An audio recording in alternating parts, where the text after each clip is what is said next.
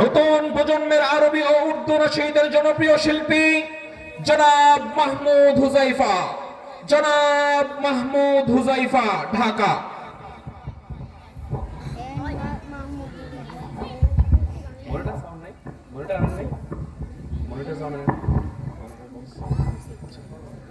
আসসালামু আলাইকুম রহমতুল্লাহি ওয়া বারাকাতুহু।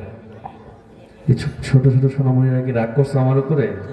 জোরে জোরে সালামে জবাব দিবা। আসসালামু আলাইকুম রহমতুল্লাহি ওয়া বারাকাতুহু। একটা নাশিদ গাইবো, তোমরা সেই নাশিদটা শুনছো? মুস্তাফা মুস্তাফা মান দাউ লিসফা, শুনছো?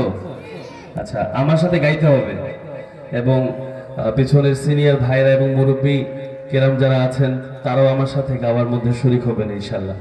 আমি মুস্তাফা মুস্তাফা মান দাউ লিসফা এই অংশটুকু বললে আমরা সবাই চিৎকার করে গাইবো, পারবো ইনশাআল্লাহ? সবাই জোরে জোরে তাকবীর বলবো, লিল্লাহি তাকবীর। আরেকবার একটু জোরে, লিল্লাহি তাকবীর। نور أطل على الحياة رحيما وبكافه فاض السلام عميما لم تعرف الدنيا عظيما مثله صلوا عليه وسلموا تسليما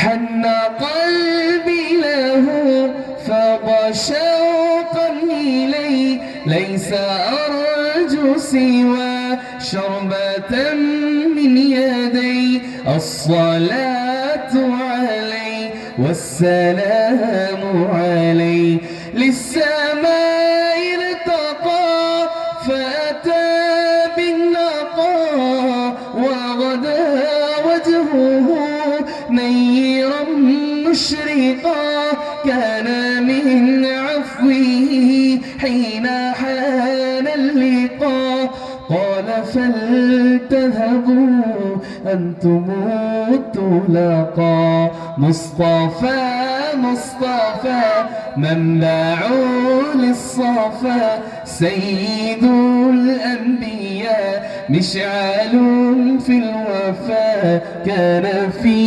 عطفه لليتامى دفاع চিৎকার করে গাইতে পারবে কারা কারা? হাতটা দেখি তো, সবাই চিৎকার করে।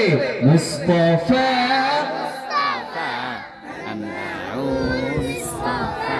سيد الأنبياء مشعل في الوفاء كان في عطفه لليتامى دفاع حن قلبي له فاض شوقا إليه لست أرجو سوى شربة من يديه الصلاة عليه والسلام عليه كان في هديه منهجا وسطا كانت تساعده بسمة البسطا سيد في الكرم قمة في العطاء مصطفى مصطفى منبع للصفا سيد